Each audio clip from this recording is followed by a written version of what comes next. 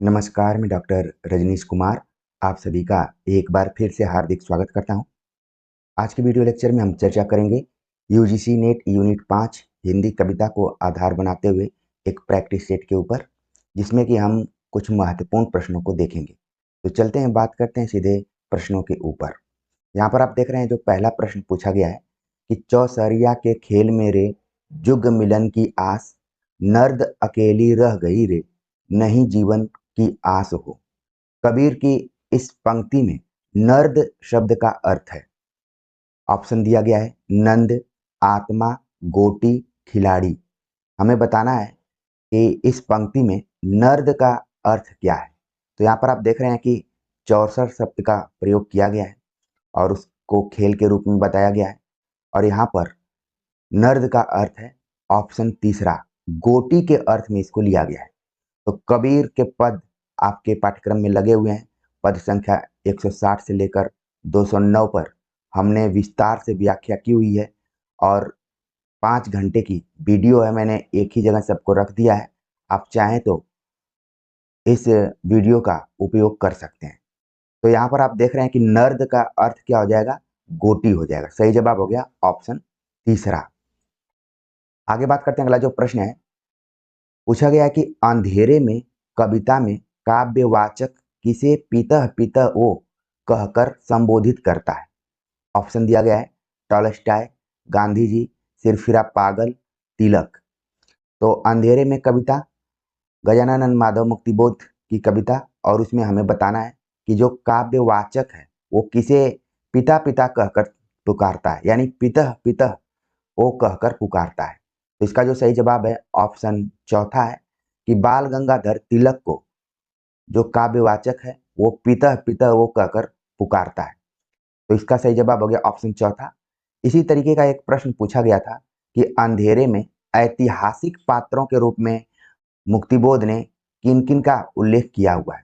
तो आप देख रहे हैं कि आपके दिमाग में आ गया होगा कि एक तो टॉलस्टॉय का प्रयोग किया था, दूसरा गांधी का और तीसरा तिलक का।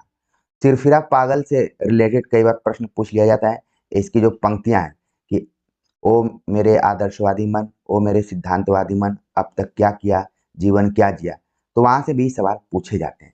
तो आप देख रहे हैं कि घुमा फिरा कर कुछ ऐसे महत्वपूर्ण तथ्य हैं जहां से सवाल प्रायः बन रहे हैं।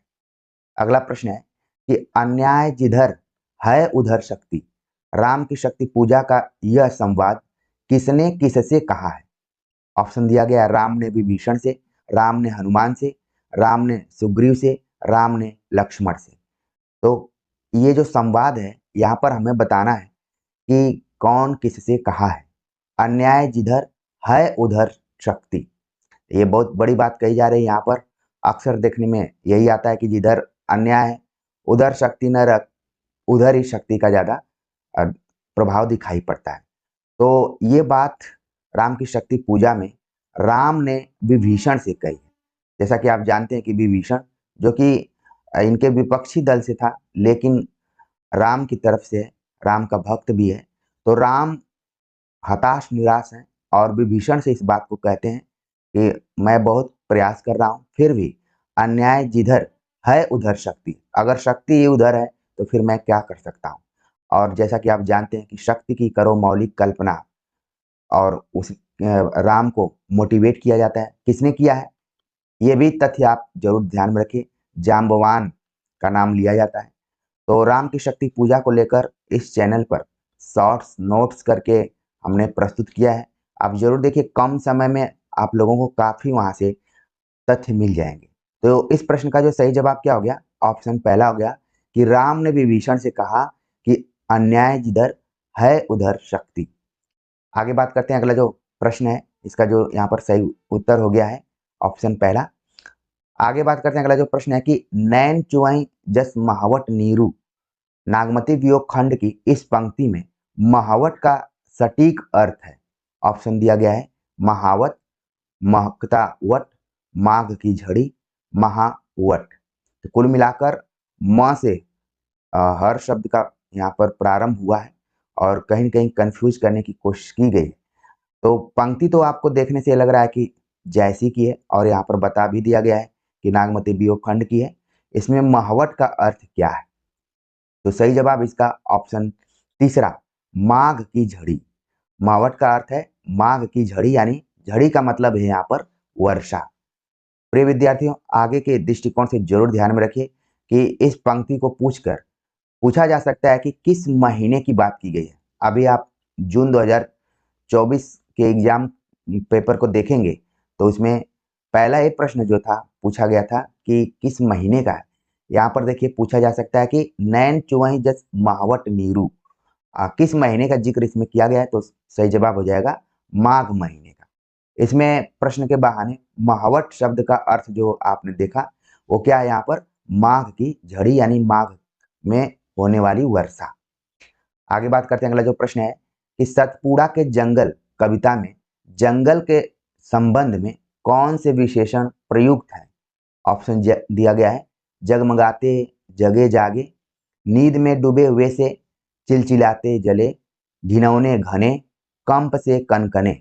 हमें सही उत्तर का चयन करना है। 3 कूट दिए गए, 5 विकल्प हैं, उसमें से 3 हमें बताना है कि सतपुड़ा के जंगल कविता में जंगल के संबंध में कौन कौन से विशेषण दिए गए। ठीक है, तो यहाँ पर आपके दिमाग में आना शुरू कर दिया होगा कि हमने सतपुड़ा के जंगल कविता तो पढ़ी है, लेकिन कौन कौन से विशेषण यहाँ पर प्रयुक्त हुए हैं। तो पहला तो है कि नींद में डूबे हुए से, ये विकल्प सही है यहाँ पर। फिर इसके बाद है घिनौने घने, ठीक है, दूसरा सही हो गया। फिर कंप से कनकने, तीसरा सही हो गया। यानी कि बी हो गया यहाँ पर, डी और ई ऑप्शन जो है वो सही है। ठीक है, तो सही जवाब हो गया ऑप्शन चौथा, बी डी ई। ठीक है, इसी तरीके से आपको ध्यान में रख के जाना है। और अगर मान लीजिए इस कविता को आप नहीं भी पढ़े हैं तो भी आप अनुमान से आईक्यू लेवल का प्रयोग करते हुए इसका सही जवाब दे सकते हैं कि घना जंगल है, नींद में डूबे हुए से, मतलब कि यहाँ पर अंधेरा का प्रभाव होगा। घिनौने घने, ठीक है, कई जगह सतपुड़ा के घने जंगल भी शीर्षक लिख दिया जाता है, तो इस घने से इस ऑप्शन को आप सही लगा सकते थे। और कंप से कनकने, ठीक है, तो इस तरीके से इसका जो कूट बन रहा है बी डी ई बन रहा है। सही जवाब हो गया ऑप्शन चौथा। आगे बात करते हैं, पूछा गया है कि प्रिय प्रवास किन छंदों में रची गई है? तो प्रिय प्रवास किसका महाकाव्य है और कितने सर्ग हैं, कब प्रकाशित हुआ है, ये सभी चीजें आपके दिमाग में आनी चाहिए। यहाँ पर विशेष तौर से पूछा गया है कि इसमें किन छंदों का प्रयोग किया गया है।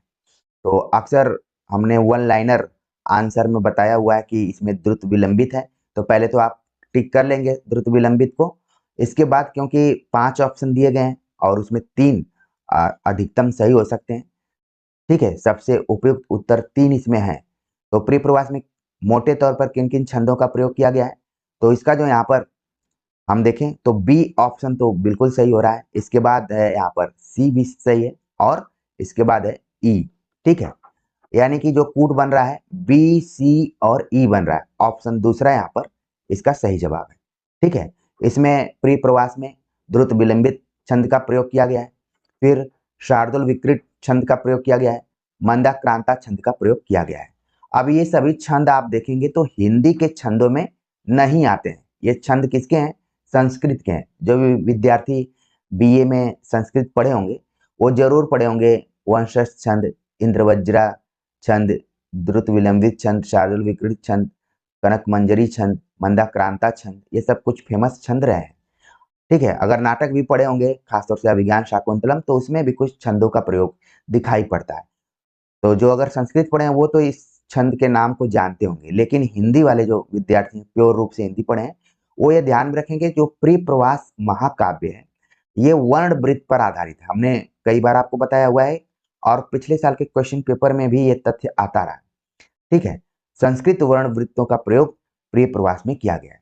इसलिए किया गया है, आप देखेंगे कि ये हिंदी खड़ी बोली का सबसे पहला महाकाव्य है और पहला जो महाकाव्य होता है या फिर वो उसके ऊपर संस्कृत का प्रभाव। अगला प्रश्न है भ्रमर गीत से। इसमें पूछा गया कि भ्रमर गीत पदों में गोपियां उद्धव को इन वचनों से संबोधित करती हैं। 5 ऑप्शन दिए गए हैं, उसमें से हमें 3 ऑप्शन का चुनाव करना है। तो कौन कौन से वचन दिए गए हम उसे पढ़ते हैं। जोग सिखावन पांडे, ज्ञान को महल, मधुकर मधु मतवारे, घोष बड़ो व्यापारी, निर्गुण नदिया मादरी। तो इसमें से हमें सही उत्तर बताना है कि गोपियों द्वारा उद्धव को किन किन बातों से संबोधित किया गया है, वचनों से संबोधित किया गया है। तो आपके दिमाग में आना शुरू कर दिया होगा कि हमने तो पढ़ा था कि जोग सिखावन पांडे, गोपियां जब भी उद्धव योग की बात करते हैं तो वो बोलते हैं कि जोग सिखावन पांडे, आप भले योग के पंडित हों, विशेषज्ञ हों, लेकिन हमारा ध्यान योग या जोग में नहीं लगता है। तो ये कथन जो है गोपियों का उद्धव के प्रति है। फिर है मधुकर मधु मतवारे, इस पंक्ति का भी प्रयोग गोपियां करती हैं। और फिर घोष बड़ो व्यापारी, ये काफी फेमस है कि आयो घोष बड़ो व्यापारी, अहिरों की बस्ती में योग का व्यापार करने के लिए उद्धव आए हुए हैं। तो यहाँ पर आप देख रहे हैं कि जो कूट बन रहा है वो बन रहा है ACD। सही जवाब हो गया ऑप्शन तीसरा। ठीक है, तो इसी तरीके से आप जब रिवीजन करने जाइए, खासतौर से हिंदी कविता मूल टेक्स्ट पे, तो आप इसी तरीके से पंक्तियों को अपने ध्यान में रखिए कि सवाल बन सकते हैं। अगला प्रश्न कामायनी से है। पूछा जा रहा है कि कामायनी के सर्गों को पहले से बाद के क्रम में लगाइए। सर्गों के नाम दिए गए हैं कर्म, काम, ईड़ा, लज्जा, श्रद्धा। तो 5 यहाँ पर ऑप्शन दिए गए हैं और पांचों का क्रम पूछ रहा है। ठीक है, ये वैसे ही है जैसे हम प्रकाशन वर्ष को याद करते हैं या फिर जीवन क्रम को याद करते हैं। तो यहाँ पर आप पहले से ही जानते हैं कि कामायनी में कुल 15 सर्ग हैं और इन सर्गों को आपको याद करके ही रखना पड़ेगा, चाहे आप कोई सूत्र बना के याद करें या फिर अपने हिसाब से कोई ट्रिक अपनाएं। आमतौर पर अभ्यास प्रश्नों के माध्यम से हमने कुछ सर्गों के बारे में जरूर आपको बताया है। जैसे हमने बताया कि श्रद्धा जो कि यहाँ पर तीसरे नंबर पे है, लज्जा छठे नंबर पे है, ईड़ा 9वें नंबर पे है, और हमने इन तीनों का कूट बताया था 369। तो इनको तो आप आराम से याद कर सकते हैं। ठीक है, लेकिन और बाकियों को याद करने के लिए कम से कम आप 5-5 का 3 ग्रुप बना लीजिए, जिनको कि आप याद कर सकते हैं, क्योंकि यहाँ पर परीक्षाओं में 5-5 के ही ग्रुप बनाकर पूछे जा रहे हैं। ठीक है, तो जितने भी सर्गों को आप याद कर सकते हैं ज़्यादा से ज़्यादा याद कीजिए। 15 अगर याद रहते हैं तो बहुत अच्छा होगा, नहीं तो मेन के सर्गों का जो भी नंबर है उनको जरूर आप ध्यान में रखिए। ठीक है, तो यहाँ पर जो कूट बनना चाहिए, सबसे पहले नंबर पे आपका आना चाहिए श्रद्धा। ठीक है, तो तीसरे नंबर पे हो गया। फिर इसके बाद आना चाहिए आपका काम। ठीक है, चौथे नंबर पे हो गया। फिर छठे नंबर पे हो गया लज्जा। ठीक, इसके बाद हो गया यहाँ पर 7वें नंबर पे कर्म और 9वें नंबर पे ईड़ा हो गया। तो जो कूट बन रहा है आप देख रहे हैं कि ई बन रहा है, फिर बी बन रहा है, डी, ए और सी बन रहा है। ठीक है, सबसे शुरुआत में है श्रद्धा और सबसे अंत में है ईड़ा। इन दोनों के बीच में ही बाकी 3 सर्ग दिखाई पड़ रहे हैं। तो आगे के लिए जरूर ध्यान में रखिए। आपके लिए जो नया सर्ग है यहाँ पर वो आप देख रहे हैं कि एक तो काम है और फिर इसके बाद कर्म है। बाकी आप कूट के माध्यम से 369 के माध्यम से पहले ही याद कर चुके होंगे। तो प्रिय विद्यार्थियों, मुझे पूरी उम्मीद है कि हिंदी कविता से रिलेटेड जिस तरीके से प्रश्न यूजीसी एनटीए नेट में पूछे जा रहे हैं उनके पैटर्न को आप भली भांति समझ पा रहे होंगे। ठीक है, जो इस प्रश्न का जो सही जवाब है वो ऑप्शन चौथा है। ठीक है, आप मिला लिए होंगे कूट यहाँ पर। तो इसी तरीके से आप अपनी तैयारी करते रहिए। आज जल्दी ही हम कविता पोर्शन को कवर करने वाले हैं। इसके बाद हम अन्य जो भी इकाइयाँ हैं उनके ऊपर भी चर्चा करेंगे, ताकि आप परीक्षा तक अपने को अधिक से अधिक आत्मविश्वास से भरकर परीक्षा हॉल में पहुंचे। और आप देख रहे हैं कि आपको प्रकृति द्वारा भी मौके पे मौके मिल रहे हैं। जहां पर आपका एग्जाम 26 अगस्त को था, वहीं पर अब 27 अगस्त को हो गया है। तो बिल्कुल घबराने की जरूरत नहीं है। एक सप्ताह भी अगर आप बेहतर तरीके से रिवाइज करके चले जाते हैं तो भी अच्छा परफॉर्मेंस आप कर पाएंगे। तो मिलते हैं एक नए टॉपिक के साथ, तब तक के लिए नमस्कार।